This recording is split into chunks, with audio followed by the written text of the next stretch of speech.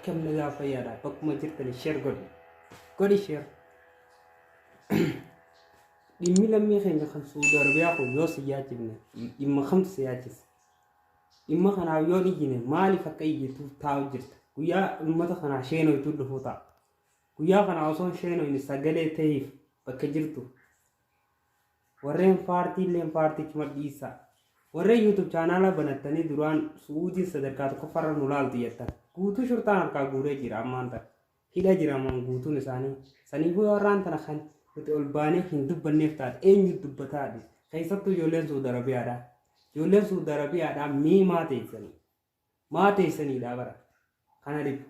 ustaanii teessanii rabbi haa baasuu rabbiillee kana dhaafi garuu ol baatanii waan iyyin eenyuututu isinillee narra bakka san dhayxaniituma buuteemtan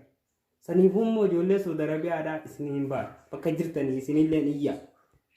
yoo isin iyyitan ijoollee as keessaa tanaa namoota alaatii namni alaatii fi biyya hundarraa isinii dirmata saniifuu ijoolleen Saudi Arabiyaallee nu wajji iyyaa isinin jedha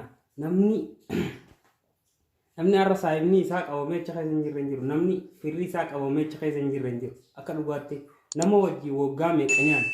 kan wajjin akka haadhaa fi abbaa walii ta'an santu qabamee achi keessa jira Siirun biyya ormaa yommuu hareeyumaa amma beekne turtuus guyyuu beeksumumaa Siirun biyya ormaa yommuu hareeyumaa amma beekne turtuus guyyuu beeksumumaa namni biyyaa bahee booddeen iraarumaa booddeen iraarumaa.